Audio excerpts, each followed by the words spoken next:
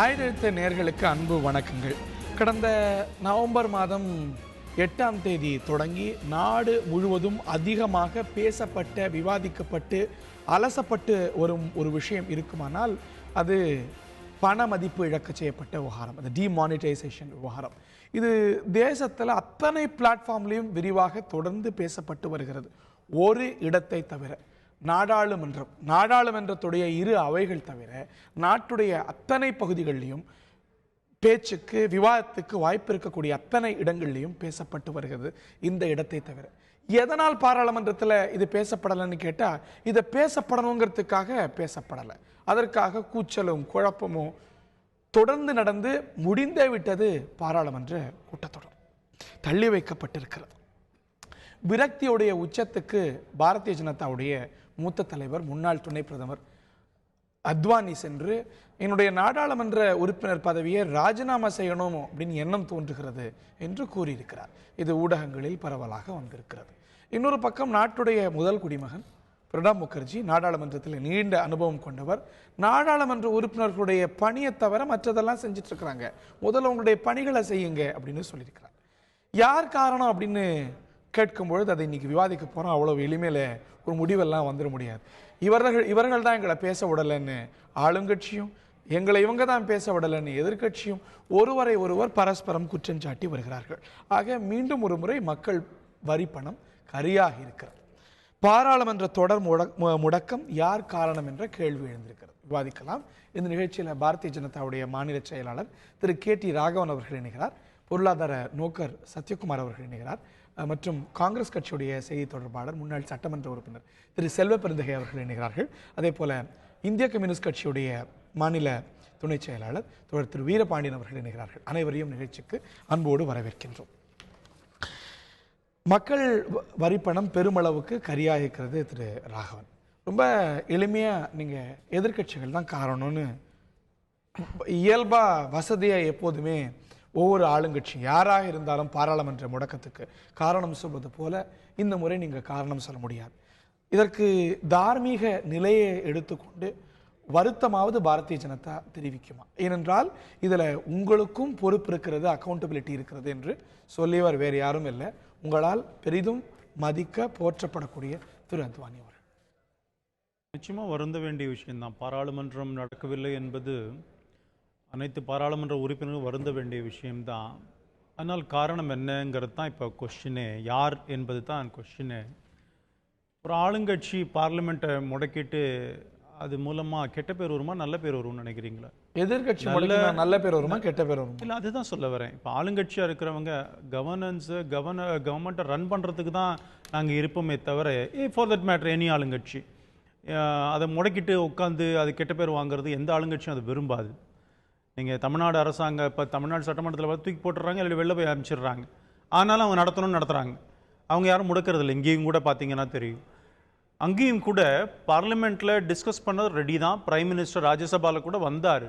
ஆனால் ஒன்றும் டிஸ்கஷனே நடக்கலையே. இன்றைக்கி ராகுல் காந்தி நான் என்ன உள்ளே வந்தால் பேசினா நான் என்னெல்லாம் சொல்லுவேன் தெரியுமாங்கிறாரு. வெளியில் போய் மைக்கில் பேசிட்டு இருக்கிறார். நீங்கள் இந்த அரசாங்கத்தின் மீது, பிரதமர் மீது நேரடியாக ஊழல் குற்றச்சாட்டு சொல்லுவதற்கு தயாராக இருக்கிற திரு ராகுல் காந்தி அவர்கள் எங்கேயுமே சொல்ல முடியாது.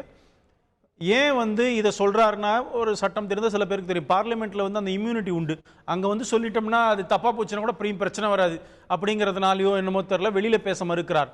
இப்போ வெளியிலையும் பேச மாட்டேங்கிறார், உள்ள பேச தயாரா இல்லை, அனுமதிக்க தயாரா இல்லை. பிரதமர் ரெடியா சகல வாய்ப்புகளை ஏற்படுத்தித்தாங்க. நீங்க அவர் சொல்றதை கேட்கறதுக்கு தயாரா இருக்கிறோம் அப்படிங்கிறீங்க. Accept the ground rules. அது ஒரு consensus. Parliamentary affairs minister already எப்போ சொல்லியாச்சு, வாங்க டிஸ்கஸ் பண்ணலாம் தானே சொல்றாங்க. நீங்க பாராளுமன்ற விவாதத்தை மக்கள் பார்த்துட்டு இருக்கிறாங்க. இவர் குரியன் என்ன பேசுறாரு, நான் எத்தனையோ தடவை குரியன் சொன்னேன், நீங்க சொல்றதை நான் ஏத்துக்கிறேன், இன்னும் என்ன வேணும் அப்படின்னு எதிர்கட்சி பார்த்து கேட்டாரா இல்லையா? திரு குரியன், நீங்க குரியனை கோட் பண்றீங்க, ராஜ்யசபாவுடைய துணைத் தலைவர். அவர் என்ன சொல்றாரு, ரெண்டு தரப்பும் இதை செய்யுது அப்படின்னு திரு குரியன் சொல்கிறார். திரு அத்வானி சொல்கிறார், வேற யாரும் இல்லை, உங்களால் மதிக்கப்படக்கூடிய தலைவர்.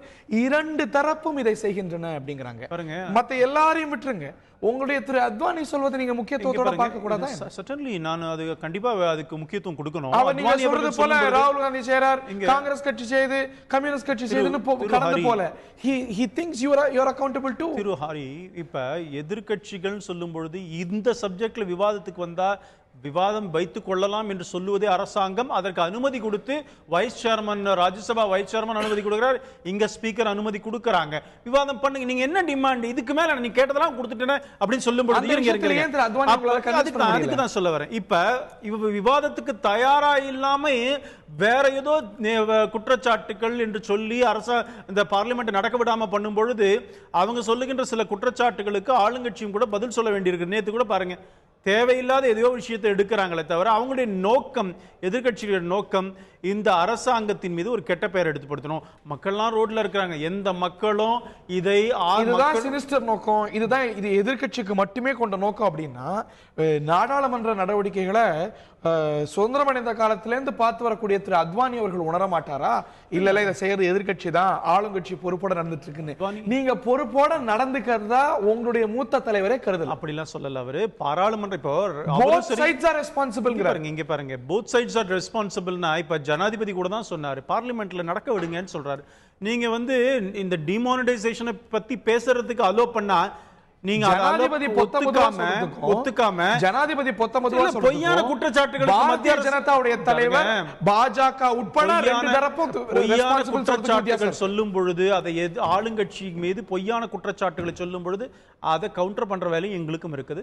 ஆனா அத்வானிஜி போன்ற மூத்த தலைவர்களுக்கு நிச்சயம், அவங்களுக்கு மாத்திரம் இல்லைங்க, எல்லாருக்குமேங்க அது இதுல ராஜ்யசபாலாம் பெரிய சீனியர் இருக்கிற இடம், அந்த இடத்துல கூட இப்படி இருக்குதுன்னு வருத்தம் எல்லாருக்கும் தான் இருக்கு. அத்வானிக்கு மாத்திரம் இல்ல, பிரதமருக்கும் இருக்கிறது, பாரதிய ஜனதா கட்சியோட அத்தனை பாராளுமன்ற உறுப்பினர்களும் இருக்கிறது. நடக்க அவங்க அலோவ் பண்ணிருந்தானே இந்த பிரச்சனையே வராது. நடக்க அலோவ் பண்ற அவங்கன்னு சொல்றீங்க. இப்ப போராட்டத்துல பல சமயங்கள்ல பார்த்திருக்கோம், பாராளுமன்ற கூட்டோட திடுன்னு வெல் ஆஃப் தி ஹவுஸுக்கு ஓடுவாங்க. ஆனா இந்த முறை கோஷம் எழுப்பி அது போன்ற நடவடிக்கையில ஆளுங்கட்சி எம்பிக்கள் ஈடுபட்டாங்க. ஒரு பாராளுமன்ற விவகாரத்துறை அமைச்சர் கோஷம் போடுறாரு. குலாம் நபி ஆசாத் பேசும்போது பாருங்க, பேசும் பொழுது அதற்கு கவுண்டர் பண்றதெல்லாம் கோஷம் நீங்க சொன்னீங்கன்னா அதை ஏற்றுக்கொள்ள முடியாது. அவர்களுக்கு எப்படி பேசுவதற்கு உரிமை இருக்கிறதோ, குற்றம் சாட்டுவதற்கு உரிமை இருக்கிறதோ, அந்த குற்றச்சாட்டை மறுப்பதற்கு ட்ரெஷரி பெஞ்சுக்கும் உரிமை இருக்கிறது, ரைட் இருக்கு. அதனால அது ஒன்றும் தப்பு கிடையாது. சும்மா உட்காந்து அவங்க எல்லாம் சும்மா எப்ப பார்த்தாலும் கலடா பண்ணிட்டு அது கவுண்டரே பண்ணக்கூடாது. வெறுமை கவனம் அகஸ்டா வெஸ்ட்லேண்ட்ல இன்னொரு வார்த்தை எழுப்பி என்னங்க இல்ல பாருங்க, அதுல நீங்க எதை கோஷம் போடக்கூடாது விவாதிக்கலாம் அப்படின்னு சொல்றீங்களோ, நீங்களும் அதே டாக்டிக்ஸ்ல தான் ஈடுபட்டீங்க. மிஸ்டர் ஹரி, அகஸ்டா வெஸ்ட்லேண்ட்ல அந்த ஹெலிகாப்டர் ஊழல விசா அங்க என்ன இது பண்ண பார்லிமெண்ட்ல விவாதி கூடாதானே? எனக்கு புரியல. விவாதிக்கலாம், அதுக்காக கோஷம் போடுறது என்னங்க? நீங்க உங்களுடைய ஊழல் குற்றச்சாட்டை பத்தி எடுத்து பேசும்பொழுது அது கூச்சல் நடத்தும். அதுக்கு நீங்க எப்படி நீங்க இப்ப நாங்க இது ஆதாரத்தோட சொல்றோம். அந்த இவரை தியாகியை அரெஸ்ட் பண்ணும் பொழுது அவரு சில விஷயங்கள் சொல்லியிருக்காரு, அதன் அடிப்படையில் கேட்கிறோம். ஆனால் குற்றம் சாட்டு பிரதமர் மேல டைரக்டா குற்றம் சாட்டுவேன்னு சொல்ற ராகுல் காந்தி பார்லிமெண்ட்ல செய்ய வேண்டியது தானே கேட்கிறோம். பார்லிமெண்ட்லயும் சொல்ல மாட்டேங்கிறீங்க, வெளியிலயும் சொல்ல மாட்டேங்கிறீங்க, என்ன இருக்கு? செல்வ பெருந்தகை அவர்கள்ட்ட கேட்கிறோம், பாராளுமன்றத்துல தான் சொல்லுவேன் அப்படின்னு தொடர்ந்து அதுல உறுதியா இருக்கிறார் திரு ராகுல் காந்தி. நான் பேசினா பூகம்பம் வரும் அப்படின்னாரு, என்கிட்ட ஒரு அதிர வைக்கக்கூடிய ஆதாரம் இருக்கு அப்படின்னாரு, பார்லிமெண்ட்ல தான் சொல்லுவேன் அப்படின்னாரு. கிட்டத்தட்ட சைனடை அப்படிங்கிற ஒத்தி வைக்கப்பட்டிருக்கிறது. ஸோ அடுத்த பாராளுமன்ற கூட்டத்தொடர் வரைக்கும் பூகம்பம் தள்ளி வைக்கப்பட்டிருக்கா? அப்பதான் வெடிக்கும். அடுத்த பாராளுமன்ற கூட்டத்தொடர் தான். நரேந்திர மோடி பாராளுமன்றத்துல பேச வேண்டியதானே, பதில் சொல்ல வேண்டியதானே, ஏன் பதில் சொல்ல மாட்டேன்றாரு? அது நம்ம கேட்போம். சரி இருங்க, நான் கேட்கிறேன். இப்போ திரு ராகுல் காந்தி அவர்கள் ஒரு குற்றச்சாட்டு வைக்கிறார், என்கிட்ட சில உண்மைகள்லாம் இருக்கு, நான் பாராளுமன்றத்தில் பேசுவேன், அது பூகமா வெடிக்கணும். என்ன சொல்ல வராரு? இவர் பதில் சொல்றதுக்கு மறுப்பதற்கு என்ன காரணம்? ஃபர்ஸ்ட் ஓட்டெடுப்போட விவாதத்தை தொடங்கலாம்னாங்க, அதுக்கு பிறகு ஓட்டெடுப்பையும் விட்டுட்டாங்க. பூகம்பம் ஏற்படுற அளவுக்கு ஒரு விஷயம் இருக்குன்னாரு, இன்னி வரைக்கும் சொல்லலையே. இன்னி வரைக்கும் இங்க அவர் டிபேட்டுக்கு வரட்டாங்க, 1 to 1 2 பேரும் வாதம் பண்ணட்டும் பாராளுமன்றத்துல.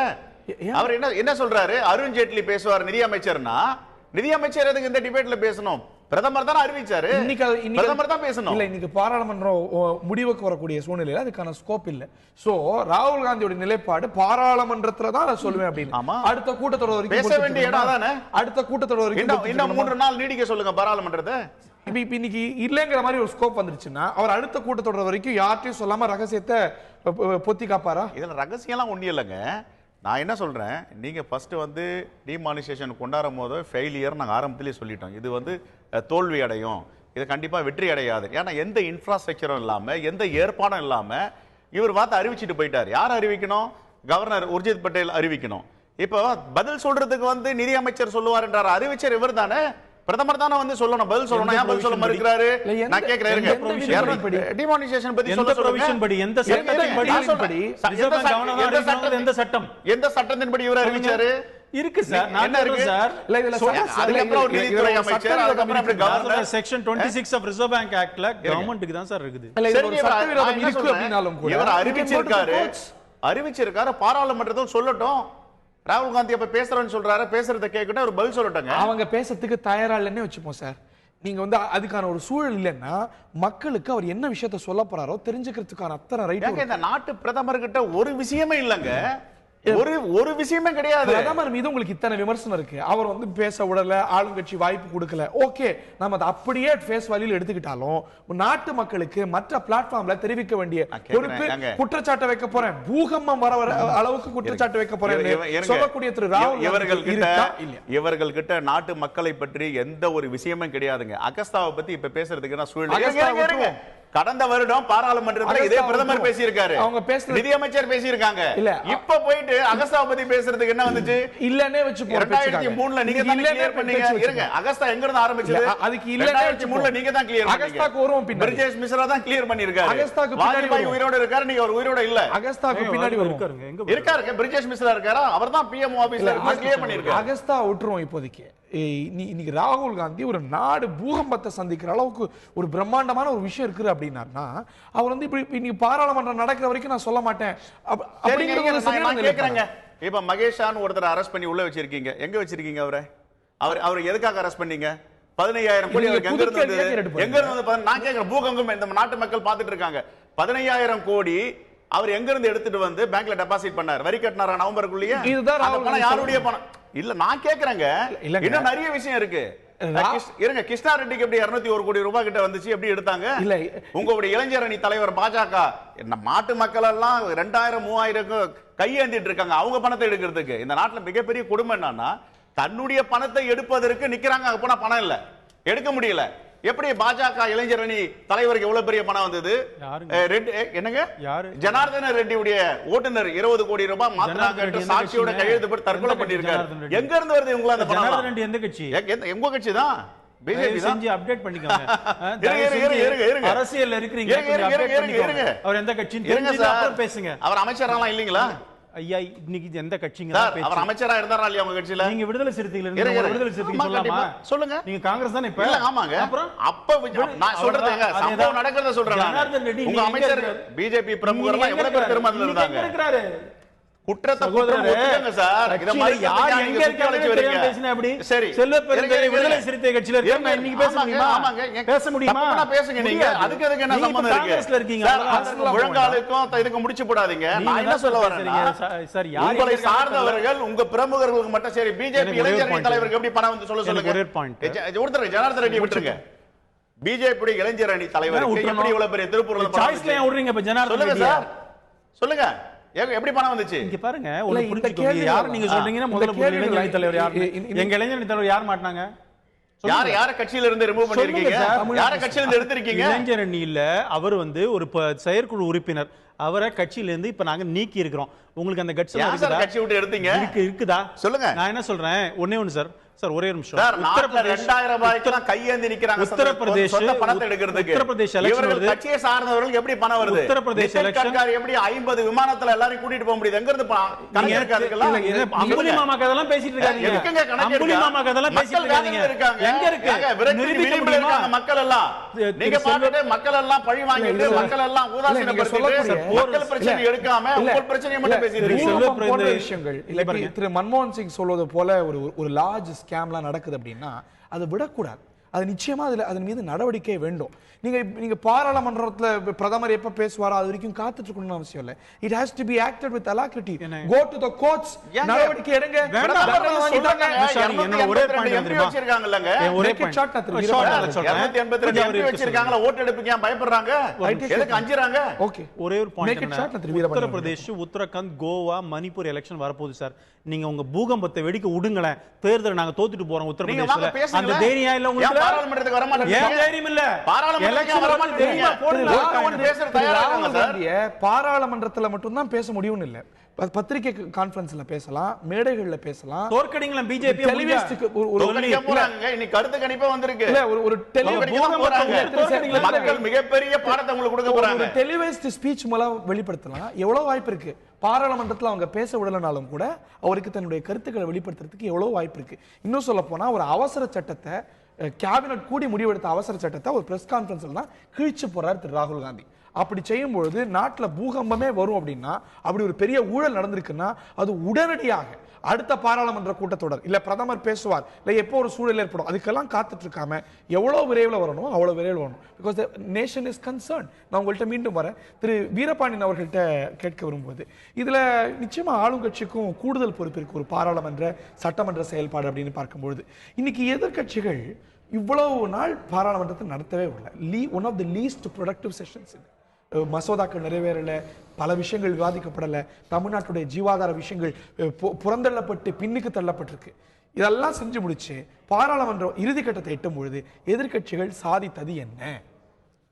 இந்திய நாடாளுமன்றம் அதை பற்றி அறிஞர்கள் சொல்லுவாங்க, அது ஒரு பேச்சு கடை இல்லை, ஒரு சந்தை அரங்கம் இல்லை, அது ஒரு வாத அரங்கம். உலகத்தின் தலை சிறந்த நாடாளுமன்ற ஜனநாயகத்தை நாம் பெற்றிருக்கிறோம். இன்னும் சொல்லப்போனால் பிரிட்டன், அமெரிக்கா போன்ற நாடாளுமன்றங்கள் இல்லாத ஒரு சிறப்பு நமக்கு உண்டு. டாக்டர் அம்பேத்கர் அரசியல் சாசனத்தை வடிக்கிற போது 2 பில்லர் அதுக்கு நிறுவனார். ஒன்று வாத முறை, எதிர்கட்சிகள். இந்த எதிர்கட்சிகளையும் பைபாஸ் பண்ணுறது, வாத முறைகளையும் பைபாஸ் பண்ணுகிற போது தான் இந்த பிரச்சனை வருகிறது. எனவே கூடுதல் பொறுப்பு அரசுக்கு. ஆனால் எதிர்கட்சிகளுக்கு பொறுப்பே இல்லையான்ற ஒரு கேள்வி வருது, உண்டு. எனவே தான் ஆளுங்கட்சி எதிர்கட்சி என்பது நாணயத்தின் இருபக்கம் போல் செயல்படணும்னு நம்ம சொல்லியிருக்கிறோம். என்ன இதே அரிஞ்சேட்லி என்ன சொன்னார்னா, ஏற்கனவே இப்படி ஒரு கூச்சல் குழப்பம் நடந்தது. காங்கிரஸ் இருந்தபொழுது பிஜேபி இத்தகைய கூச்சல் குழப்பத்தில் ஈடுபட்டாங்க. அப்போது பிஜேபி என்ன சொன்னாங்கன்னா, ஏன் இந்த கூச்சல் குழப்பம் வருகிறது அப்படின்னா, பார்லிமெண்ட்டை பைபாஸ் பண்ணுறாங்க. காகசஸ் கும்பல் பேரே சொன்னார், சில 5 மந்திரிகளுடைய பெயரே சொன்னார் ஜெட்லி. சொல்லி என்ன சொன்னார்னா, இவர்கள் பிரைட் லைட் நாடாளுமன்றத்தினுடைய வெளிச்சத்திற்கு வராமல் இருட்டறையில் அமர்ந்து கொண்டு பார்லிமெண்ட்டை பைபாஸ் பண்ணுறாங்க இந்த காகசஸ் கும்பல் அப்படின்னு சொன்னார் 5-6 பேரை. ஆனால் இன்றைக்கு என்ன நடைபெறுகிறது? நீங்கள் நாட்டை பெருமளவில் மக்களை பாதிக்கிற விஷயம், அல்லது நல்ல விஷயம் கூட இருக்கலாம், உங்கள் நோக்கம் நல்லதாக கூட இருக்கலாம். ஆனால் இது பற்றி எதிர்கட்சிகள் அல்லது நாடாளுமன்ற உரையோ எதுவும் இல்லாமல் நீங்கள் பைபாஸ் பண்ணீங்களா இல்லையா? அப்போ இந்த நெருக்கடியை யார் தருவது? ஆளுகிற கட்சி அல்லவா? ஆளுகிற கட்சி இந்த நெருக்கடியை தருகிற போது முதல் பொறுப்பை, முழு பொறுப்பை அரசு ஏற்க வேண்டும். 2வது பொறுப்பு இருக்குன்னே புரிஞ்சுப்போம். நான் கேட்கிறேன், நீங்க இவ்வளவு நாள் ஒரு கூச்சல் குழப்பத்தோட நடந்திருக்கீங்க, அதோட பலன் என்னன்னு கேட்கிறேன். இல்ல, அதுக்கு காரணம் ஒரு பேச்சுக்காகவோ இல்லாட்டி ஒரு ஆளுங்கட்சின்னு எடுத்துட்டு போவோம். அதை கவுண்டர் பண்றதுக்கு எதிர்கட்சிகள் கையாண்ட யுக்திக்கு இவ்வளவு நாள் நாட்டில் எல்லா இடங்கள்லையும் பேசப்பட்ட டிமானிட்டைசேஷன் விவகாரம், ஊடக அரங்கங்கள்ல, மற்ற அரங்கங்கள்ல, பேச்சரங்கங்கள், எல்லா இடத்துலையும் டீக்கடைகள்ல பேசப்பட்ட விவகாரம், மக்களால் தேர்ந்தெடுக்கப்பட்ட பாராளுமன்றம் பேசவே இல்லை. இவ்வளவு நாள் இருந்தோம். நீங்க அதை பேசுறதுக்கு தான் முயற்சி செஞ்சீங்க, அதுக்கான நடவடிக்கை எடுத்தோம் அப்படிங்கிறீங்க. But what is the result? What have you attained? What have you reached? இல்லை, அதை நான் ஆரம்பத்தில் சொல்லுகிறப்ப சொன்னேன், அரசுக்கு முழு பொறுப்பு, முதல் பொறுப்பு என்றாலும் கூட எதிர்கட்சிகளுக்கும் ஒரு பொறுப்பு இருக்கிறது நாடாளுமன்றத்தை செழுமைப்படுத்துவதற்கு. ஆனால் இப்போ பிரச்சனை என்ன? இப்போ வாதம் என்பதல்ல, வாக்கெடுப்புடன் கூடிய வாதத்துக்கு தயார்னா வாக்கெடுப்புடன் கூடிய வாதத்திற்கு நீங்களே அஞ்சுகிறீர்கள். அது என்ன, நாடாளுமன்ற ஜனநாயகம் நடைமுறைகளுக்கு புறம்பானதா, இல்லை அரசியல் சாசனத்துக்கு புறம்பானதா, அது நம்ம மரபுகளுக்கு புறனானதா? ஏன் அது கண்டு அஞ்ச வேண்டும் அரசு? விவாதத்தில் வாக்கெடுப்பு டெமோக்ரஸியில் ஒரு அங்கம், அது வாக்கெடுப்பு. அதை கண்டு ஏன் ஆளுகிற அரசு அஞ்சுகிறது? அதான் பிரச்சனையின் மையமே அதுதான். இல்ல, வாக்கெடுப்போட சில விஷயங்கள் எக்ஸிக்யூட்டிவ் டிசிஷன்ஸா இருக்கும். இதற்கான அவசியம் என்னங்கிறது அரசாங்கம் தொடர்ந்து வந்த வாதம். இது ஒரு எக்ஸிக்யூட்டிவ் டிசிஷனை பாராளுமன்ற முடிவுக்கு விடுவது. நான் கேட்க வருது, போன ஆட்சியில காங்கிரஸ் கட்சி அப்படிதான் கருதியது பல விஷயங்கள். அதே தவிர பின்தொடரலாமா? பின்தொடரலாமா? நீங்க இதுல ஒரு விஷயத்தை பார்க்கணும், நான் முடிக்கல. அதான் அத்வானி பற்றி சொல்ல வந்தது, அவர் ஒரு உள்ளபடி நல்ல தலைவர்கள் பிஜேபியில் இருக்க தான் செய்கிறாங்க. நீங்கள் ஜின்னாவை பேசியதிலிருந்து ஊபியில் கிரிமினல்ஸை பார்ட்டியில் சேர்க்கக்கூடாதுன்றதுலேருந்து இந்த பார்லிமெண்ட் விஷயமாக சொன்னதுலாம் நல்ல விஷயம்தான். அவர் என்ன சொல்ல வர்றாருன்னா, ஏன் பிஜேபி ஆளுகிற கட்சியை பார்த்து அவர் ஏன் சொல்றாருன்னா கூடுதல் பொறுப்பு உங்களுக்கு, நீங்களும் பொறுப்பை உணர்ந்து செயல்படவில்லை அப்படின்னு ஆழமான கருத்தை பதிவு பண்ணியிருக்கிறாரு. இதையாவது நீங்கள் ஏற்கிறீர்களா? எனக்கு இது ரொம்ப முக்கியமான கருத்து. ஒரு இடைவேளைக்கு பிறகு விவாதிக்க வேண்டிய ஒரு விஷயம். ஒரு விஷயம் ரொம்ப சுவாரஸ்யமா இருக்கும். அத்வானிக்கு ஒரு கிரெடென்ஷியல் கொடுத்தீங்க. இல்ல அது எப்பவுமே சொல்லியிருக்கிறோமே. ஏன் தெரியல? இல்ல அத்வானி ஃபோர் ஃப்ரண்ட்ல வரும்போது அந்த சமயத்துல வாஜ்பாய் மிகச்சிறந்த தலைவராக இருந்தார். இல்ல எல்லாரும் நல்ல மனிதர்கள் இருக்க கூடும். இது நல்ல வார்த்தை. ஜின்னா பற்றி அவர் சொன்னது வந்தது அற்புதமான பதிவு. அன்னைக்கு நாங்க வெல்கம் பண்ணாத. அது பாகிஸ்தான்ல போய் சொன்னது சாதாரணமானதல்ல. லெஃப்ட் அதை வரவேற்றோம். சரி, அதை துணிச்சல வரவேற்றோம். அது நல்லது வரணும்னு நினைக்கிறேன். ஒரு எப்போ ஒரு அபாண்டமான குற்றச்சாட்டை நாங்க சொல்லி இருக்கிறோம். சொல்லுங்களேன் ராகவன். ஒரு ராகவனுக்கான வாய்ப்பு தர அவரை நோக்கி இன்னும் சில கேள்விகளும் எழுந்திருக்கிறது. இந்த பொருளாதார கோணங்களையும் கேட்க வேண்டியிருக்கிறது. இது வந்து சரியான திசையில தான் போயிட்டு இருக்கா இந்த ஒரு டிமானிட்டைசேஷன் விவகாரம்? இதனது அரசியல் கோணங்கள் ஒரு பக்கம், பொருளாதார ரீதியாக நாடு சந்தித்த நன்மைகள் அதிகமா, சந்தித்து வரக்கூடிய சந்திக்க வாய்ப்பு இருக்கக்கூடிய பிரச்சனைகள் அதிகம். ஒரு 12 லட்சம் கோடி கிட்டத்தட்ட 80% மதிப்பிழக்க செய்யப்பட்ட பணம் மீண்டும் வங்கிகளுக்கு வந்துட்டு இருக்கு. அப்படிங்கும்போது இது சரியான திசையில தான் போயிட்டு இருக்கா? எந்த நோக்கத்துக்காக இது செய்யப்பட்டதோ அது ஏறத்தாழ ஒரு தவறான திசையில இருக்கோ, இல்லாட்டி அது ஒரு பலனை அளிக்கலையோங்கிற ஒரு சந்தேகம் வருது. இதை தாண்டி அன்ஆன்சர்ட் கொஸ்டின்ஸ் நிறைய இருக்கு. அரசு ஆர்பிஐ விளக்க வேண்டிய விஷயங்கள் நிறைய இருக்கு அப்படின்னு நீங்க நினைக்கலையா சத்யா? இப்போ பார்த்தீங்கன்னா இந்த இது கொண்டு வந்தது பார்த்தீங்கன்னா நேஷனல் செக்யூரிட்டி இஷ்யூக்காக. நீங்கள் நல்லா பார்த்தீங்கன்னா நவம்பர் 8ஆம் தேதி பிரதம மந்திரி கொண்டு வரும்போது நேஷனல் செக்யூரிட்டி இஷ்யூவை வந்து கட்டைல் பண்ணுறதுக்கும் அதை மேம்படுத்துறதுக்காக தான் இது கொண்டு வந்தார். அதுக்கப்புறம் கவுண்டர் ஃபிட் நோட்ஸ் போகிறதுக்காக. இந்த ப்ராசஸ் 12.5 கோடி உள்ளே வந்ததில் ஃபஸ்ட்டு கவுண்டர் ஃபிட் நோட் போயிடுச்சு. நெக்ஸ்ட்டு செக்யூரிட்டி இஷ்யூஸும் உங்களுக்கு ரீஇன்ஸ்டால் ஆகிடுச்சு. ப்ராப்பராக இருக்குது இப்போ ஜம்மு அண்ட் காஷ்மீரில். அதுக்கப்புறம் செகண்ட் இது பார்த்தீங்கன்னா உங்களுக்கு 12.5 கோடி உங்களுக்கு பேங்கிங் சிஸ்டம்ல வந்ததே ஒரு மிகப்பெரிய வெற்றி. நீங்க சொன்ன இந்த ரெண்டு விஷயத்தையுமே அவர் 2வது 3வது இல்ல 3வது 4வது விஷயமா தான் சொல்றாரு. பிரதானமா சொல்லக்கூடியது கருப்பு பணத்தை ஒழிக்கிறதுக்கு. அந்த கருப்பு பண ஒழிப்புங்கிறது தான் பிரதான இலக்கு. நான் நீங்க இந்த செய்தித்தாள்கள்ல வருதோ, ஊடகங்கள்ல வருதோ, என் பத்திரிகை கான்ஃபரன்ஸ்லயோ பிரதான இலக்காக இந்த டிமானிட்டைசேஷனுடைய பிரதான இலக்காக கருப்பு பணத்தை ஒழிக்கிறத தான் சொல்றாங்க. ஒரு கணிசமான அளவுக்கு பணம் மீண்டும் சிஸ்டத்துக்குள்ள வரலனா தான் கணிசமா கருப்பு பணம் ஒழிஞ்சிருக்குன்னு சொல்ல முடியும். That's not happening. இப்போ அப்படி நீங்கள் பார்க்குறத விட இப்போ 12 கோடி 50 லட்சம் வந்து உங்களுக்கு உள்ள சிஸ்டமில் வந்திருக்கு. அப்படின்னும் போது உங்களுக்கு எப்படி பிளாக் மணி ஜென்ரேட் ஆகுதுன்னா கேஷ் எக்கானமினால தான் ஜென்ரேட் ஆகுது. பார்த்தீங்கன்னா கிரெடிட் ஸ்விஸ் ரிப்போர்ட் படி பார்த்தீங்கன்னா 50% பார்த்தீங்கன்னா இந்தியாவில் வந்து கேஷ் எக்கானமி. உங்களுக்கு பிளாக் மணி பிரீட், அதாவது உங்களுக்கு உருவாகிறத தடுத்தாலே அதுவே பிளாக் மணி போனதுக்கு ஈக்குவல். அப்படின்னும் போது இந்த டெபாசிட் வந்ததாகப்பட்டது இது வந்து டிமானிட்டைசேஷன் மட்டும் கிடையாது, டிமானிட்டைசேஷன் பிளஸ் டிஜிட்டைசேஷன். உருவானதை அழிக்கிறதும் இதோட நோக்கம். உருவானது அழிஞ்சிருச்சா அப்படின்னா இதுல இன்னும் நிறைய கேள்வி இருக்கு. நம்ம அதை தொடர்ந்து பேசிட்டு வந்துட்டு இருக்கோம். இதுல அன்ஆன்சர்ட் கொஸ்டின்ஸ் நிறைய இருக்குன்னு நீங்க கருது இல்லையா? இதுல வந்து இது வந்து எவ்வளவு பெரிய இழப்பை, எந்த அளவுக்கான இழப்பை இந்திய பொருளாதாரத்துக்கு கொடுத்துருக்கு, இதோடைய காஸ்ட் என்ன, இதோடைய பெனிஃபிட் என்ன, எவ்வளவு இழப்பு இதனால் தேசத்துக்கு ஏற்பட்டிருக்கு, இப்போ வரைக்கும் எவ்வளவு கரன்சியை பிரிண்ட் பண்ணியிருக்காங்க, இந்த 4 செஸ்ட்ல எவ்வளோ பண்ணப்பட்டு வருது, யார் யாரெல்லாம் கன்சல்ட் பண்ணப்பட்டிருக்காங்க, இந்த மாதிரியான விவரங்கள்லாம் இது இவ்வளவு முக்கியமாக விவாதிக்கப்படக்கூடிய நிலையில் இதெல்லாம் அரசாங்கத்தால் சொல்லப்பட்டிருக்கணுமா, சொல்லப்பட்டிருக்கணும்? இல்லை, அரசாங்கம் பார்த்தீங்கன்னா இது வந்து அதிரடி நடவடிக்கைனால அரசாங்கம் வந்து என்ன மாதிரியான ஸ்டெப்ஸ் எடுக்கணுன்றதை இது வந்து அதிரடி நடவடிக்கை. அதனால வந்து கன்சல்டேஷன் ப்ராசஸ்ங்கிறது வந்து நவம்பர் 2ஆம் தேதி நடக்கல. அதுக்கப்புறம் பார்த்தீங்கன்னா இது டிமானிட்டைசேஷன் பிளஸ் டிஜிட்டைசேஷன். இன்னைக்கு வந்து கருப்பு பணம் உருவாகிறத வந்து தடுக்கிறதுக்காக ரொம்ப குறைவான நபர்கள் கூட கன்சல்ட் பண்ணப்பட்டிருக்கலாம். பட் who was consulted அப்படின்னு தெரிஞ்சுக்கிறதுக்கு எதிர்க்கட்சிகளுக்கு உரிமை இல்லையா? நாட்டு மக்களுக்கு உரிமை இல்லையா? இதனால வந்து எவ்வளவு இழப்பு தேசத்துக்கும் பொருளாதாரத்துக்கும் ஏற்பட்டிருக்கு அப்படிங்கிற கணிப்பை தெரிஞ்சுக்கிறதுக்கு மக்களுக்கு உரிமை இல்லையா? அதை நிச்சயமா அரசு கணித்திருக்காதா? இவ்வளவு பாதிப்பு இருக்கும், ஆனா இதை மீறி இவ்வளவு பலன் இருக்கும், இந்த ஒரு கணிப்பெல்லாம் மக்களுக்கு தெரியப்படுத்த வேண்டாமா? இந்த கணிப்பு எல்லாம் கவர்மெண்ட் கிட்ட இருக்கு, ஆனா வந்து தெரிய வேண்டிய நேரத்தில் கண்டிப்பா தெரிய வரும். இது பாத்தீங்கன்னா இந்த டிமானிட்டைசேஷன் செய்யறதுக்கு முன்னாடியோ டே ஒன்லயே தெரிஞ்சிருக்க வேண்டாம். But now it is happening. It's almost over. Demonetization is almost over. What is happening is remonetization. இந்த கட்டத்திலே சொல்லலன்னா இல்ல, ஸ்டாட்டிஸ்டிக்ஸ் உங்களுக்கு வெளியில வந்துட்டு தான் இருக்கு. ஃபார் எக்ஸாம்பிள் எவ்வளவு கரன்சி பிரிண்ட் பண்ணிருக்காங்கன்னு ஒரு தோராயமா பாத்தீங்கன்னா 4,87,700 கோடி வந்து பிரிண்ட் பண்ணிருக்காங்க. கிட்டத்தட்ட 1/3 ஆஃப் தி உங்களுக்கு டிமானிட்டைசேஷன். இதுல எவ்வளவு பிரிண்ட் பண்ண உத்தேசம் இருக்கு இதெல்லாம் சொல்லி அருண் ஜேட்லி என்ன சொல்றாரு, மதிப்பிழக்கப்பட்ட எல்லா பணத்தையும் நாங்க பிரிண்ட் பண்ண மாட்டோம். ஓகே, எவ்வளவு பண்ண போறீங்க? There is no report, there is no statement. இப்போ ரிப்போர்ட்ங்கிறது வந்து அஃபிஷியலா உங்களுக்கு ஃபுல் டெபாசிட்ஸ் வந்ததுக்கு அப்புறம் ஒரு ஸ்டெப்பா they will be keep announcing it. இல்ல So until that time- எவ்வளவு பணம் இழக்க செஞ்சிருக்காங்க 87% 86% தெரிஞ்சிருக்கு. அதுல ஒரு பகுதி இல்லாட்டி அநேக முழுமையா நாங்க திருப்பியும் கேஷா போட மாட்டோங்கிறார். அதுல எவ்வளவு போட போறீங்க? அல்ல அதுதான் வந்து இப்போ எப்படின்னா உங்களுக்கு டிஜிட்டல் பேமெண்ட்ஸ்ங்கிறது வந்து ஒரு புது திட்டம். இது வந்து பார்த்தீங்கன்னா உங்களுக்கு வந்து டிரான்சிஷனல் டிஃபிகல்ட்டிஸ் இது உங்களுக்கு பார்த்தீங்கன்னா ஷார்ட் டேர்மில் கூட உங்களுக்கு அஃபெக்ட் ஆகுது. இது வந்து டிரான்சிஷனல் டிஃபிகல்ட்டிஸ் அப்படின்னும் போது அதுக்கான இன்ஃப்ராஸ்ட்ரக்சரும் கிரியேட் பண்ணுறதுனால இது எல்லாமே முழுமை அடையும் போது தான் எல்லா ஸ்டாட்டிஸ்டிக்ஸும் பர்ஃபெக்டாக கொடுக்க முடியும். ஓகே. ஸோ அப்பப்போ ஸ்டாட்டிஸ்டிக்ஸ் கொடுத்தா என்ன ஆகும்னா உங்களுக்கு வந்து பீதியை தான் கலப்புவோமே தவிர மக்கள் கிட்ட அது வந்து ப்ராப்பர் ஸ்டாட்டிஸ்டிக்ஸாக இருக்காது, அக்யூரேட் ஸ்டாட்டிஸ்டிக்ஸாக இருக்காது. அதனால தான் பிரதம மந்திரி வந்து 50 days எங்களுக்கு டைம் கொடுங்க அப்படின்னு பிரதம மந்திரி கேட்டிருக்காரு. அஃப்கோர்ஸ் இதனால டிஃபிகல்ட்டி பீப்புளுக்கு இருக்கானா காமன் மேன் எல்லாருக்கும் டிஃபிகல்ட்டி இருக்கு. பட் அந்த டிஃபிகல்ட்டி ஆகப்பட்டது வந்து காமன் மேன் எதுக்கு நம்ம வந்து இப்போ வந்து இதனால ஒரு அசௌகரியம் இருக்கு, பெரிய அசௌகரியம் இருக்குன்னு நிறைய பேர் கருதுறாங்க, இல்ல எதிர்கட்சிகள் கருதுறாங்க. அந்த அசௌகரியத்தை மீறியா பீதி ஏற்படுத்தும் இந்த ஒரு தகவல்கள்? இல்ல எவ்வளவு பிரிண்ட் பண்ண போறோம் அப்படின்னு சொன்னா பீதி அடைஞ்சிருவாங்க. அரசாங்கம் இல்ல யார் கன்சல்ட் பண்ணப்பட்டாங்க அப்படின்னா மக்கள் பீதி அடைஞ்சிருவாங்க. இல்ல இது இந்த திட்டமாகப்பட்டதே பாத்தீங்கன்னா இது ஒரு புது திட்டம். இது வரைக்கும் பாஸ்ட்ல பண்ணதில்லை, இது ஃபியூச்சர்லயும் அவ்வளவு இந்த குவாண்டம் நடக்காது. அப்படின்னும் போது இந்த புது திட்டமாகப்பட்டதை வந்து செயல்படுத்தி அதுக்கான அறிக்கைகளை பண்ணும்பொழுது அக்யூரேட்டா இருக்கணும்னு கவர்மெண்ட் கன்சிடர் பண்றாங்க. அதனாலதான் உங்களுக்கு ஒரு கான்ஷியஸா இருக்காங்கன்னு நீங்க கருதுறீங்க. திரு ராகவன், இதற்கும் நீங்க கமெண்ட் சொல்ல விரும்புவீங்க. அவங்க கேட்கக்கூடிய ஒரு விஷயம் புதுசு இல்லை, இது வந்து ஒரு வாக்கெடுப்போட கூடிய விவாதம்.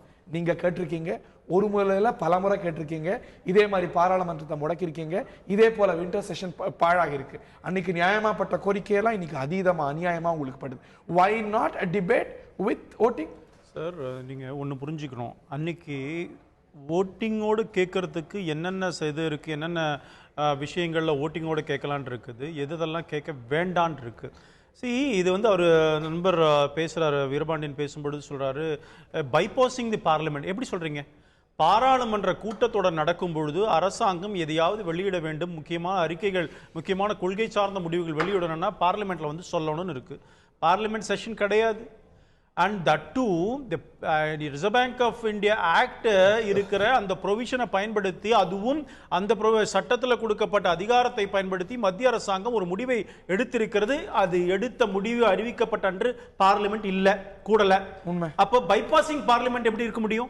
அப்போ ஒரு அரசாங்கம் தன்னுடைய சட்டத்திற்கு உட்பட்டு நடக்கிற அத்தனை விஷயத்தையும் பார்லிமெண்ட்ல ஓட்டிங்கோட பேசணும்னு சொன்னா அரசாங்கம் ஸ்தம்பித்து தான் இருக்கும். எந்த அரசாங்கம், மாநில அரசாங்கம், மத்திய அரசாங்கம் எந்த நடவடிக்கை எதுவும் எடுக்க முடியாது. Can you say that we have bypassed the parliament? Never. சரி, இப்போ அந்த சமயத்துல பார்லிமெண்ட் செஷன் இல்ல, எதுக்காக பார்லிமெண்ட்ல விளக்கணும்? எதுக்காக பார்லிமெண்ட் விளக்கணும்னு சொல்லுது பாருங்க. மீண்டும் சொல்றேன், பார்லிமெண்ட்டினுடைய அனுமதியை வாங்குவதை பத்தி இருக்குது, விளக்கணும்ங்கறதெல்லாம் எடுத்துக்கிறேன். அனுமதி வாங்க வேண்டுமா வாங்க வேண்டாமா அங்க தவிர எல்லாத்தையும் விளக்கிட்டாரு. இங்க பாருங்க அவர் கும்பிட்டு உள்ள பாராளுமன்றத்தை தவிர அவர் எல்லா இடத்துலயும் கோவால விளக்கிட்டாரு, ராக் கான்சர்ட்ல விளக்கிட்டாரு, கச்சேரியில விளக்கிட்டாரு, ராகுல் காந்தி பேசுறத சொல்லுங்க. எஸ், ராகுல் காந்தி பேசுறத பத்தி சொல்றீங்க. அதே பிரதமர் சொல்லியிருக்கிற என்ன பார்லிமெண்ட்ல பேச விட மாட்டேங்கிறாங்கன்னு சொல்லியிருக்கிறாரு. பாராளுமன்றத்திலே விவாதம் நடத்த வேண்டும் என்று விரும்பினால் பிரதமர் அங்க உட்கார்ந்தார்ல, ராஜ்யசபால உட்கார்ந்தார்ல, நீங்க என்ன சொன்னீங்க? பிரதமர் வந்தாதான் அவை நடக்கும்னு சொன்னீங்கல்ல. இன்ஃபேக்ட் ஒரு நிமிஷம், ப்ளீஸ் அலோ மீ. குரியன் சொன்னார், எனக்கு ராஜ்யசபா ஞாபகம் இருக்கு, அவர் ஃபைனான்ஸ் மினிஸ்டர், அவர் பதில் சொல்றாரு, இல்ல எனக்கு அவங்க தான் பிரதமர் தான் வரணும். பிரதமர் மதியம் வந்து உட்கார்ந்தாரு, பிரதமர் வந்து உட்கார்ந்தாரு, டிமானிசேஷன் அறிவிச்சவங்க பதில் சொல்லணும். அருண் ஜேட்லி அறிவிச்சாரு, இல்ல ஒரு நிமிஷம் பேசல, அதான் சொல்றேன். நீங்க அறிவிச்சாரு, இங்க பாருங்க, நீங்க கேட்டா விதி காங்கிரஸ். ஆமாங்க ஐயா, கேபினட் டிசிஷன் எப்ப முடிவு பண்ணாலும் ஒரு சீனியர் அமைச்சர் பிஐபில உட்கார்ந்து சொல்றாரு. அன்னைக்கு ரொம்ப முக்கியமான பிரைம் மினிஸ்டர் சொன்னாரு. பிரைம் மினிஸ்டர் சொல்லக்கூடாதுன்னு இருக்குதா? அதாவது பிரைம் மினிஸ்டர் தான் அங்க பார்லிமெண்ட்ல பேச சார், நான் பார்லிமெண்ட்ல பேச வந்த பிரதமர் வேண்டும் தானே கேட்டீங்க, வந்து உட்கார்ந்தாரே, பேச விடலையே, நீங்களே பேசலையே. இல்ல எனக்கு ஒரே ஒரு பாயிண்ட், மத்த மூணு பேருக்கு திரு சத்யாட்ட மட்டும் கேட்க விரும்புறேன். நேர்கள்ட்டே வைக்கக்கூடிய கேள்வியா, பாராளுமன்ற நடவடிக்கை நம்ம எல்லாம் பார்த்துட்டு இருக்கோம், எப்ப பிரச்சனை வந்தாலும் என்ன பேச விடலங்கிறாங்க, ரெண்டு தரப்பும் சொல்றாங்க. உங்களுக்கு புரியுதா யார் யார பேச விடலன்னு? இப்போ வந்து பாத்தீங்கன்னா பாராளுமன்றம், பார்லிமெண்ட் as such வந்து இட்ஸ் a people's agenda.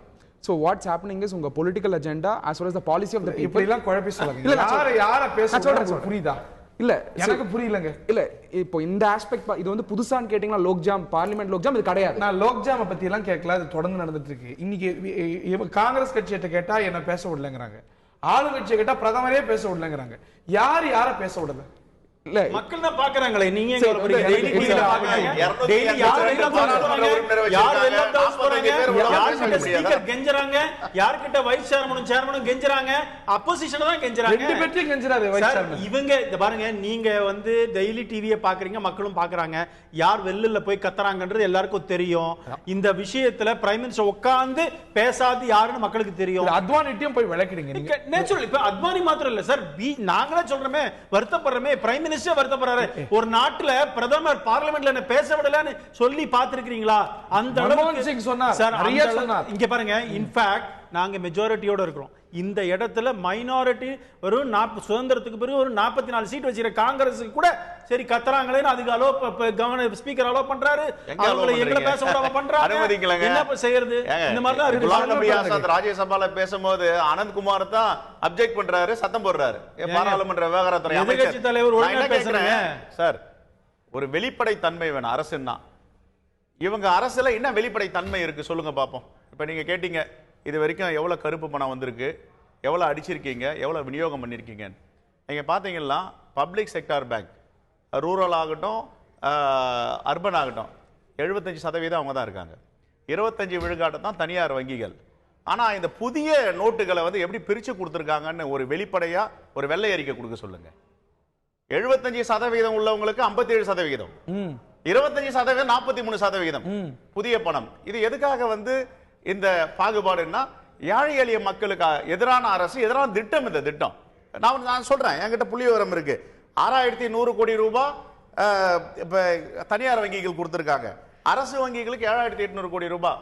அது நீங்க சதவீதம் பாத்தீங்கன்னா 57-43% வருது. தனியார் வங்கிகள் நீங்க அதான் கேக்குறாங்க, ஆக்சிஸ் வங்கிக்கு எவ்வளவு பெரிய பணம் எங்க இருந்து போச்சு? 4 லட்சம் கோடி எதுக்கு கொடுத்தீங்க? மக்களுக்கு நான் சொல்றேன் சார். NETT வச்சு நான் தமிழ்நாடு சொல்றேன். இன்னைக்கு சார், நான் ஆல் தமிழ்நாடு பத்தி இந்தியால 4 சொல்றேன். லட்சம் கோடிக்கு மேல போயிருக்குது. நான் கேக்குறேன் சார், அப்புறம் என்ன? கேஷ்லெஸ் எப்படி நீங்க கொண்டு வருவீங்க?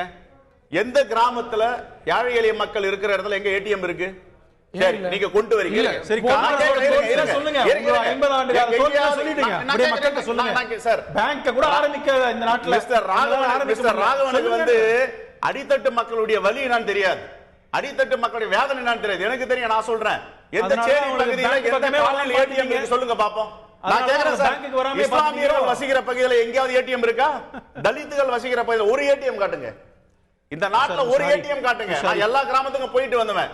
எந்த கிராமத்துல தலித் பகுதியில இருக்கு? நீங்க தான சொல்றீங்க.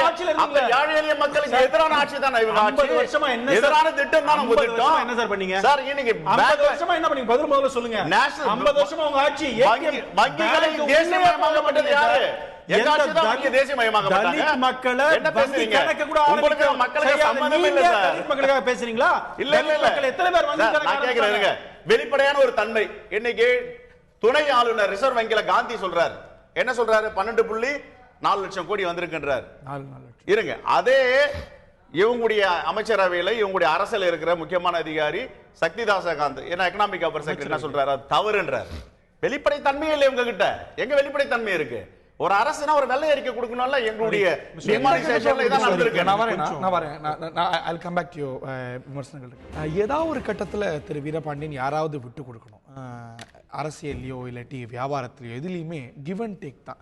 நான் என்னோட நிலையில் இருப்பேன், நீங்கள் உங்களோட நிலையில் இருப்பீங்க. அப்படின்னா ஒரு கன்சென்சஸோ இல்லாட்டி ஒரு முடிவோ வருவதற்கான வாய்ப்பே இல்லை. இந்த ஒரு இது விவாதிக்கப்பட்டிருக்கணும், எல்லா இடத்துலையும் விவாதிக்கப்பட்டிருக்கு, பாராளுமன்றத்தில் விவாதிக்கப்படலை. அப்படிங்கும்போது இந்த விதியோட தான் பேசணும், பண்ணிக்கணும், அந்த ஒரு வாக்கெடுப்போட தான் பேசணும் அப்படிங்கிற விஷயத்தில் சற்றே தளர்ந்திருக்கலாமா எதிர்கட்சிகள்?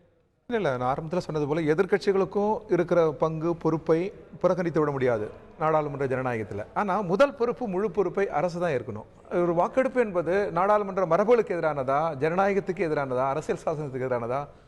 பல சந்தர்ப்பங்களில் பல்வேறு தருணங்களில் அனுமதிக்கப்பட்டிருக்கிறது. இதனால என்ன? இப்போ நீங்கள் ஒரு அசாதாரண சூழல் இருக்குது பாருங்க, நாட்டினுடைய அசாதாரண சூழல் நிலவுகிற நேரத்தில் எதிர்க்கட்சிகளை கலந்தாலோசிக்கிற அந்த மரபிலிருந்து கூட பிஜேபி விலகி இருக்கிறது. நீங்கள் ஆரம்பத்தில் சொல்லப்பட்டது என்னன்னாக்கா, இப்போ கள்ளப்பணம் அதுதான் பெரிய நாட்டினுடைய ஒற்றுமையை, ஒருமைப்பாட்டை எல்லாவற்றையும் சீர்குலைக்கிறது. அதை வந்து நான் அதுக்கு போகிறதுக்கு முன்னாடி பாராளுமன்ற வாரங்களை பற்றி பேசும்பொழுது இன்னைக்கு வாக்கெடுப்போடு கூடிய விவாதம் இருக்கணும் அப்படின்னு பிரதமரும் பேசணும்னாங்க. இந்த ஒரு ப்ரெஷருக்கெல்லாம் அப்புறம் நான் பேசுறேன்னு தயாரிட்டாரு. இன்னைக்கு வாக்கெடுப்போடு விவாதம் நடந்தால் சரி, இல்லாட்டி வேண்டவே வேண்டாங்கிற ஒரு நிலையினால இன்னைக்கு ஒரு விவாதத்துக்கு கூட வாய்ப்பு இல்லாம, குறைஞ்சபட்சம் அதுக்கு கூட விவாதம் வாய்ப்பு இல்லாம போயிடுச்சு. இல்ல இங்கேயும் பொறுப்பு இது போல ஒரு விடாப்படியான ஒரு சூழல் நிலவுகிற போது பாராளுமன்ற விவகாரத்துறை அமைச்சர் என்ன பண்ணணும்னா அரசியல் கட்சிகளை அணுகி அரசியல் கட்சிகளுக்கான ஒரு கூட்டத்திற்கான முயற்சிகள் அதிகாரபூர்வமாக மேற்கொள்ளப்பட்டதா, வெறும் வாய் வழி அறிக்கையா? வெளியில வந்து நீங்க வாசல்ல வந்து ஒரு வாய் வழி அறிக்கை தருகிறாரே தவிர ஒரு அதிகாரபூர்வமான முன்முயற்சிகள் எடுக்கப்படலை. எடுக்கணுங்க. இது போல ஒரு நெருக்கடி வருகிற போது அடுத்த தலைமுறைக்கு நம்ம இன்னும் எதை விட்டு தேட போறாங்க? இதே கூச்சல் குழப்பத்தியா? அப்படின்னா நாடாளுமன்ற ஜனநாயகத்தின் மீதே ஒரு நெருக்கடி வரும். அது இன்னொரு காரணம் இருக்கு. அறிஞர்கள் என்ன சொல்றாங்கன்னா, அரசியல் கட்சிகளிலிருந்து உருவாகி வருகிற உறுப்பினர்களுக்கு மாறாக அதற்கு சற்றும் பொருந்தாதவர்கள் நாடாளுமன்றத்துக்கு வருகிறார்கள். இது டாக்டர் அம்பேத்கர் இருந்தபோதே, நேரு இருந்தபோது எச்சரித்தார். இது வந்து அரசியல் கட்சிகளை அடையாளப்படுத்துகிற இடம், மக்களின் அதிகாரத்தை அடையாளப்படுத்துகிற இடம். இங்கே மக்களுக்கும் அரசியல் கட்சிகளுக்கும் பொருத்தம் இல்லாதவர்கள் இந்த அவையை நிரப்புகிறார்கள் எச்சரித்தார். யாரு யார் அப்படி நிரப்பியிருக்காங்க? யார் அப்படி இருக்காங்கன்னா, இப்போ அரசியல் கட்சி உறுப்பினர்கள் வந்து பார்லிமெண்ட்டுக்கு வர்றதை விட செல்வந்தர்கள் வராங்க. அரசியல் கட்சி உள்ளபடியே மக்களவையை பொறுத்த வரைக்கும் மக்கள் தான் தேர்ந்தெடுத்திருக்காங்க. இல்ல நான் சொல்றேன், ரெண்டு வகையிலுமே நான் சொல்றேன். ரெண்டு வகையிலுமே எண்ணிக்கை நீங்க ஆழமா பாத்தீங்கன்னா, ஒரு எந்த கட்சியாக இருக்கட்டும், அந்த கட்சியில் இருந்து பாடுபட்டு வளர்ந்து ஒரு அரசியலா வளர்ந்து வருவர்களுக்கு இடம் மறுக்கப்பட்டு, ஏறத்தாழ 67% இடம் மறுக்கப்பட்டு, ஒருவர் எவ்வளவு கோடி செலவு செய்தால் வெற்றி பெறுவார் என்கிற நிலையில் இடத்துக்கே வராங்க. இருக்கிற போது அங்க கூச்சல் குழப்பம் தான் அதிகமா இடம் இருக்கும். இதை விட ஆபத்து கூட போகும். இதையும் சேர்த்த இது இந்திய அறிஞர்கள் சொல்றது, இதையும் சேர்த்தே கவனிக்கணும்னு நாம சொல்றோம். அரசியல் கட்சிகளுக்கான இடம் போயிட்டு அரசியல் கட்சிகளின் இடத்தை கூட செல்வந்தர்கள் ஆக்கிரமிக்கிற சூழ்நிலை எல்லா கட்சிகளையும். அதனால குழப்பமா? அதனால குழப்பம், அதனால பாராளுமன்றமே நொடிஞ்சிடும். நான் குழப்பம் மட்டும் வரல. அடிப்படையில பேச வேண்டிய முக்கியமான விஷயம். ஆனா இன்னைக்கு குறைஞ்சபட்ச விவாதம் கூட இல்லாம போயிடுச்சு. நீங்க சரி கடைசியில வந்து சரி விவாதிச்சா எப்போ அப்படின்னா எல்லா குரல்களும் ஆழமாக பதிந்து அதுக்கு பிரதமர் பதில் சொல்ல வேண்டிய ஒரு சூழ்நிலை. இல்ல நான் மறுக்கல. இன்னைக்கு வெச்சா வாக்கெடு போடக்கூடிய விவாதம், இல்லாட்டி விவாதமே வேண்டாம் அப்படிங்கிற மாதிரி ஒரு நிலை தானே நீங்க கொண்டு வந்திருக்கீங்க. நான் அதான் சொல்றேன், இதற்கு ஒரு தீர்வு விவாதிக்கணுன்ற பொறுப்புள்ள எல்லா கட்சிகளுமே பொறுப்புடன் இதை பற்றி ஒரு அடுத்த ஆல்டர்னேட்டிவ் என்ன செய்யலாம் அப்படி எல்லாரும் ஒட்டுமொத்தமா செய்யணும் இல்ல. ஆனா அதற்கான கதவுகளை அடைத்து விட்டது பிஜேபின்னு சொல்றேன் நான். பிரதமர் அடைத்து விட்டார், நாடாளுமன்ற விவகாரத்துறை அமைச்சர் அடைத்து விட்டார். எல்லாருக்கும் பொறுப்பு இல்லையா? அது யாருக்கு முழு பொறுப்பு? யாருக்கு முதல் பொறுப்பு? அதிகாரத்தில் உள்ளவர்கள் எல்லாருக்கும் ஒட்டுமொத்த சமப்பா. அப்ப யார் ரூலிங்ல இருக்குது? எல்லாரும் ரூலிங்ல இருக்கிறோம், எல்லாரும் ஆட்சியில ரூலிங்ல ஹவுஸுக்கு போறது இல்லாட்டி எது வந்து அனுமதிக்கப்படாத விஷயமா செய்யறது ஒரு தரப்பு. சரி, இந்த பாக்ஸ், இந்த பண்டோரா பாக்ஸ் யார் கையில் இருந்தது? யார் இந்த பண்டோரா பாக்ஸை திறந்தது? திறந்தால் இதில் தீமை வரும் என்று தெரிந்து இதை திறந்தது யார்? அவர்கள் எல்லாம் முழு பொறுப்பு இருக்கணும். ஓகே, நான் திரு சத்யா அவர்கள்ட்ட நீங்கள் கன்சல்ட்டே பண்ணலன்னா ஜிஎஸ்டியில் இவ்வளோ தூரம் கன்சல்ட் பண்ணி நாங்கள் ஜிஎஸ்டி முதலே கொண்டு வரணும்னு நினச்சோம். இவ்வளோ டிலே ஆனதுக்கு கூட அந்த கன்சல்டேஷன் ப்ராசஸ் சில சஜஷன்ஸ் சொன்னாங்க, சில எதிர்த்தாங்க. அதை பேஸ் பண்ணி எல்லாரும் கன்வின்ஸ் பண்ணி தானே ஜிஎஸ்டி கொண்டு வந்தோம். அரசாங்கம் எதிர்கட்சிக்கு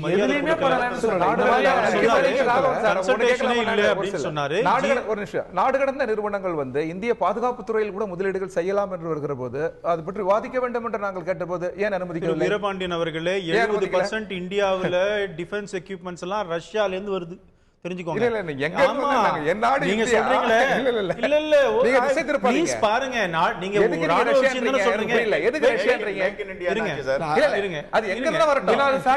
இல்ல நான் சொல்றேன், எங்க இருந்து வருவது என்பது அல்ல. என்ன சொல்றாரு, வெளிநாட்டுல இருந்து வருது இல்லையா? சோ வெளிநாட்டுல இருந்து இறக்குமதி செய்யறோம். இப்ப இங்கே அதை வந்து வெளிநாட்டு நிறுவனங்களோட பங்களிப்போட இந்திய பங்களிப்போட உற்பத்தி செய்யலாம். நல்லது, நான் சொல்றேன் நல்லது. இதை பற்றி வாதிக்க கூடாதா? ரஷ்யால இருந்து இதெல்லாம் வந்து டிஃபென்ஸ் எக்யூப்மென்ட்ஸ் வந்து தடுக்கவே இல்ல, கேட்கவே இல்ல. இது வரைக்கும் அவங்க கேக்குறாங்க, இப்ப கேட்டுட்டு இருக்காங்க, அப்ப கேட்டாங்க. நல்லதல்லவா? இன்னொரு விஷயம் முடிச்சிடுறேன். வாக்கு எடுப்போடு கேந்த விவாதம் வேணுங்கிறீங்களே, நான் என்ன சொல்றேன், if you have guts, no confidence மோஷனை மூவ் பண்ணுங்க. யார் வேணான்னா பிரச்சனைனா எதுக்கு பார்த்தாலும் வாக்கெடுப்பு, எதெல்லாம் வாக்கெடுப்போட விவாதம் சரி, அதுல உங்களுக்கு இது இல்லையா, நம்பிக்கை இருக்கு இல்லையா?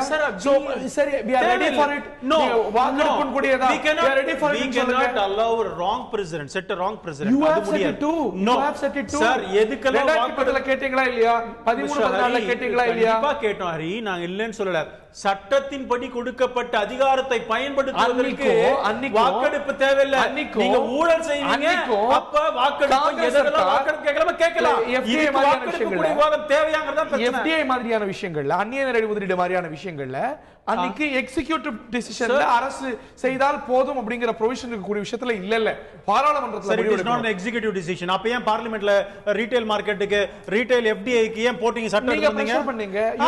ஒரு சட்டம் வரும்போது அதை பத்தி பத்தி கேக்குது. இது அந்த ஆல்ரெடி இருக்கிற சட்டம் சார். அந்த மாதிரி இது பிரச்சனை accept RPI பண்றாங்க. ஆக்ட்ல ஆல்ரெடி கொடுக்கப்பட்ட அதிகாரத்தை பயன்படுத்துவதற்கு வாக்கெடுப்பு தேவையில்லை. புதிய சட்டம் கொண்டு வரீங்கன்னு சொல்லும் பொழுது, புதிய கொள்கை முடிவு எடுக்கிறேன்னு சொல்லும் போது அங்க விவாதிக்க வேண்டும், வாக்கெடுப்போடு விவாதிக்க வேண்டும் சொன்னா என்ன தப்பு? ரொம்ப சுருக்கமா இன்னொன்னு, நான் நோ கான்ஃபிடன்ஸ் மோஷன் தெரிந்தா மூவ் பண்ணுங்க. ரொம்ப சுருக்கமா பொருளாதார அறிஞர் இருக்கிறாரு. பொருளாதார சமூக அடுக்கு என்பது ஒரு 3 தட்டில் இருக்கு. மேல, இடையில, கீழே. கீழே இருக்கிற எளிய மக்கள், ஏழை மக்கள். ஆனா நீங்க இங்க வந்து கள்ளப்பணமோ கருப்பணமோ இங்க இல்ல. ஆனா இந்த மக்கள் ஏன் பாதிக்கணுங்கிற நான் தொடர்ந்து அடுத்தடுத்து நம்ம தொடர்ந்து இதை பேசிட்டு இருக்கோம். இது செல்வப்பிறந்தகை இன்னொரு முக்கியமான விஷயத்தை எழுப்பினார். தொடர்ந்து அது விவாதிக்கப்பட்டு வருது. பொருளாதார நோக்கராகிய உங்கள்கிட்ட அதை கேட்பது சரின்னு நினைக்கிறேன். 8 மடங்கு அதிகமா இன்னைக்கு பொதுத்துறை வங்கிகள் தான் மக்களுடைய அதீத நம்பிக்கையை பெற்றது. அதுதான் மோஸ்ட் கிரெடிபிளா நம்ம பார்க்கக்கூடியது. ஆனா பொதுத்துறை வங்கிகளை விட ஒரு 3 தனியார் வங்கிகளுக்கு 8 மடங்கு அதிகமா கேஷ் போகுது அப்படின்னா இயல்பா சந்தேகம் எழுமாது. அதுல என்ன ராஷனல் இருக்கு? இல்ல இதுக்கெல்லாம் எக்ஸ்பிளனேஷன் வந்து கண்டிப்பா கவர்மெண்ட் வந்து கொடுப்பாங்க. இப்போதைக்கு என்ன நடந்துட்டு இருக்குன்னா, எங்கெல்லாம் கேஷ் டிமாண்ட் இருக்கோ, எங்கெல்லாம் வித்ட்ராவல்ஸ் இருக்கோ, அங்க வந்து பணமாக இருக்கும். இல்ல உங்களுக்கு ஐடியால பாத்தீங்கன்னா, பொதுமக்கள் ஆகப்பட்டவர்கள் ஆக்சுவலா பாத்தீங்கன்னா சர்வே படி கூட, அவங்களுடைய அறிக்கைகள் படி கூட பாத்தீங்கன்னா, பொதுமக்கள் யாரும் டெபாசிட் பணத்தை யாருமே எடுக்கல. இந்த பிரைவேட் பேங்க்ஸ் பாத்தீங்கன்னா கார்ப்பரேட் ரிக்வயர்மெண்ட்ஸ் இருக்கு. நிறைய கம்பெனிஸ் வந்து அங்க அக்கவுண்ட்ஸ் வச்சிருக்கனால எடுக்கலையா? இன்னைக்கு வேற எப்படி எடுக்க முடியலன்னு சொல்றேன். 24,000 எடுக்க முடியல. காரணம் என்னன்னா, அது வந்து 24,000 ரூபாய் ஃபிக்ஸ் பண்ணிருக்காங்க பர் வீக்குக்கு. அந்த பர் டே லிமிட் இருக்கு. அப்படிங்கும்போது பொதுமக்களும் என்ன பண்ணிட்டு இருக்காங்கன்னா, டிஜிட்டல் பேமெண்ட்ஸ் மட்டும் எப்படி சார் எடுக்க முடியுது? நான் சொல்றேன் உங்களுக்கு. டிஜிட்டல் பேமெண்ட்ஸ் HDFC ல எப்படி எடுக்க முடியுது? நான் முடிச்சிடுறேன். டிஜிட்டல் பேமெண்ட்ஸ் பிளாட்ஃபார்ம் போறதுனால உங்களுக்கு எங்க டிமாண்ட் இருக்கோ அதுக்கு ஏத்த மாதிரி தான் வந்து எப்படி எடுக்க முடியாத டிமாண்ட் அதுக்கு ஏத்த மாதிரி தான் வந்து கேஷ் இயல்பான டிமாண்ட் ஒரு பொதுத்துறை வங்கிகள்ல தான் இயல்பா இருக்கும். நீங்க அதை விட ஒரு 8 மடங்கு அதிகமா 8 மடங்கு அதிகமா 3 தனியார் 8 மடங்கு அதிகமா இருக்கிறது கூட பாத்தீங்கன்னா ஸ்டாட்டிஸ்டிக்ஸ் வந்து கிளியர் கட்டா கவர்மெண்ட்ல இருந்து ஒயிட் பேப்பர் வரல.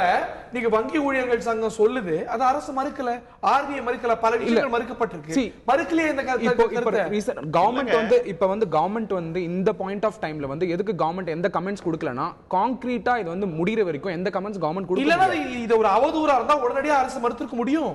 ஏனா because it puts the credibility of the government at stake. இப்ப என்ன நடந்துட்டு இருக்குன்னா, இப்ப இன்னைக்கு இருக்க சிச்சுவேஷன், அதனால தான் பிரதம மந்திரி கிளியரா நவம்பர் 8ஆம் தேதி சொன்னாரு 50 நாள் எனக்கு டைம் கொடுங்கன்னு சொல்லிருக்காரு. அதுக்கான நேரம் வந்துட்டு இருக்கு. 50 நாள் யாரும் கேள்வியே கேட்க கூடாதுன்னா எப்படி? இல்ல 50 நாள் டைம் கொடுக்கலாம் பலனுக்கு. ஆனா 50 நாள் வரைக்கும் let's all keep mum, let's wait, let's hope, let's keep fingers crossed. அந்த 12,50,000 கோடி கூட வந்திருக்கு இல்லையா, அந்த பணமாகப்பட்டது கூட அதுல 100 ரூபாய் தாள்களும் 50 ரூபாய் தாள்களும் டெபாசிட் பண்ணிருக்காங்க மக்கள். காரணம் என்னன்னா, சோ 500 நோட்டு 1000 நோட்டு டெபாசிட் பண்ண எது மேஜர் சங்க்னு பார்க்கணும் இல்லையா? கண்டிப்பா அது வந்து டிஸ்கவுண்ட் பண்ணதா சொல்றாங்க. போட்டுருக்காங்க 5 லட்சம் மேல 2 லட்சம் மேல பான் நம்பர் இருந்தா தான் இன்ஃபர்மேஷன் வந்து அப்படிங்கிறது. இதெல்லாம் பிளாக் மணியை கண்ட்ரோல் பண்ற விஷயம் தானே சார் இது?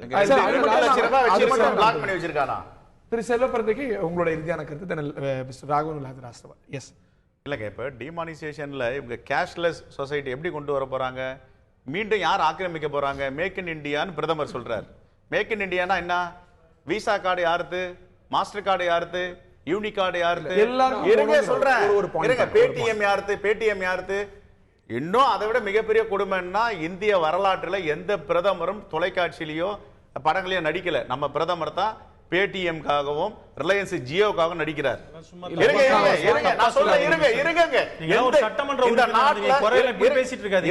நாட்டுல எந்த பிரதமராவது விளம்பரம் நடிச்சிருக்காங்களா சொல்லுங்க. என்ன செய்தி அது? இல்ல அந்த பேடிஎம் நீ மேக் இன் இந்தியா பேடிஎம் யாருடைய கம்பெனி? அது எந்த நாட்டோட கம்பெனி? இருங்க, இன்னும் ஒரு படி சார், நான் பேசுறேன் பிறகு பேசுங்க. இன்னும் ஒரு படி மேல போய் சொல்றேன். இப்ப இந்த மார்க்கெட் எல்லாம் யார் ஆக்கிரமிக்க போறாங்க? கேஷ்லெஸ். விசா யாருது?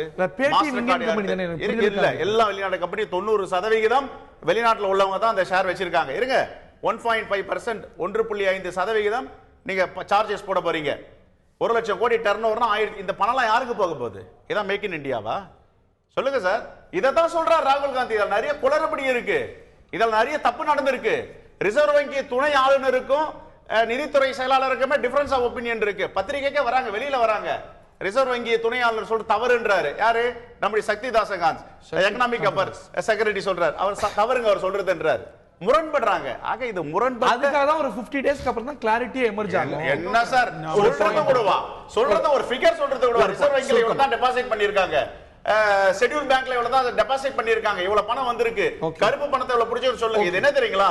மூட்டை பூச்சியை நசுக்குவதற்கு இந்த நாட்டை கொளுத்துவதற்கு சமம். இதான் பண்ணிருக்காங்க. இறுதியான ஒரு கருத்து கிளாரிஃபிகேஷன் ராகுல் என்னன்னா ஹகராஜ் கவர்மெண்ட் வந்து எந்த பிரைவேட் பார்ட்டிஸ் என்கரேஜ் பண்ணல. கவர்மெண்ட் என்கரேஜ் பண்ணுவது national payment corporation of India கீழ USSD ன்னு ஒன்னு இருக்கு, UPI ன்னு ஒன்னு இருக்கு. இவங்க எல்லாம் யார் சார்? விசா, யூனி, இல்ல கவர்மெண்ட் வந்து கவர்மெண்ட் அறிக்கை எல்லாமே பாத்தீங்கன்னா அவங்க பேசப்படுறது வந்து national payment corporation of India தான். அதை பத்தி தான் பேசிட்டு இருக்காங்க. அதுக்கு கீழ USSD இருக்கு, UPI இருக்கு, ஆதார் பேமெண்ட் சிஸ்டம் இருக்கு, அதுக்கு அப்புறம் பாரத் பில் மேனேஜ்மென்ட் சிஸ்டம் இருக்கு. சோ அத பத்தி என்கரேஜ் சொல்லுங்க. இந்தியா வரப்போதா?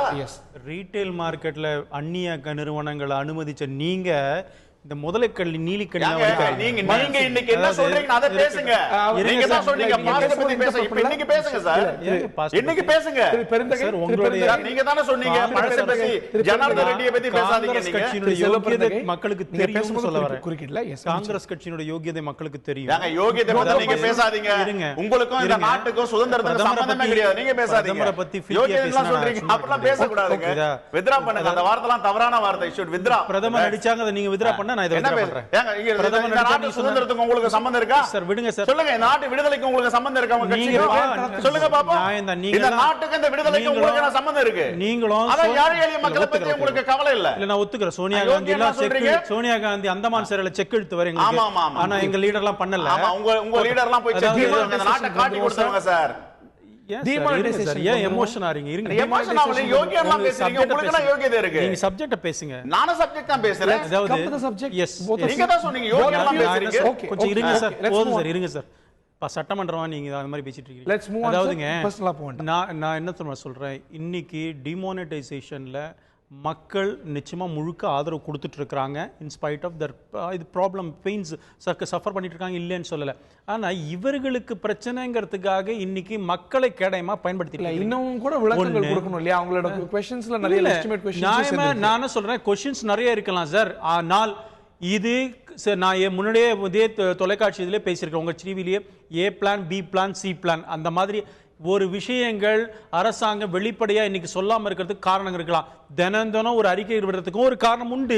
எத்தனையோ பேர் கருப்பு பணத்தை பதுக்கிறவன் இன்னைக்கும் தான் இருந்துட்டு இருக்கான். அதுக்காக அதனால அதுக்காக இல்ல சப்த நாடங்களும் எல்லாம் கண்ட்ரோல் நீங்க வந்து எதுவுமே கேட்க கூடாது. 50 நாள் சொல்லிட்டார். யார் உங்களுக்கு 50 நாள் சொல்லிட்டார் பிரதமர்? நான் சொல்லவே இல்லை. நாங்க கேட்டுட்டு இருக்கிறோம். 2 நாளா சொல்லிட்டு இருக்கீங்களே. 2 நாளா பாம்பு வெடிப்பேன், பூகம்பத்தை வெடிப்பேன். அது என்னன்னு சொல்லுங்கன்னா கேட்டுட்டு இருக்கோம். நீங்க சொல்லுங்க. கேட்க வேணாம்னு சொல்லல, கேளுங்க. நீங்களும் சொல்லுங்கன்ற. இந்த 50 ராகுல் காந்தியே சொல்றேன் சார். ஒரே நேரம் இல்ல. ரொம்ப இந்த 50 நாளுக்கு பிறகு ஏழைகள் வாழ்வில் ஏதாவது மாற்றம் வருமா?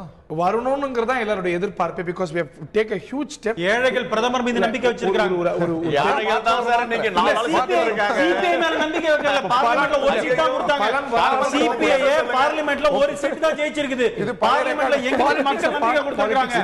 பிரதமர் நம்புறாங்க. பிரதமர் நம்பிக்கிறாங்க. இல்ல நீங்க ஒரு சீட் தான பார்லிமென்ட்ல சரியான திசையில போயிட்டு இருக்கா அப்படிங்கிற சந்தேகங்கள், பல கேள்விகள். இன்னும் இதுல வந்து ஏன் இவையெல்லாம் விளக்கப்படலை அப்படிங்கிற ஒரு கேள்விகள் ஒரு பக்கம்.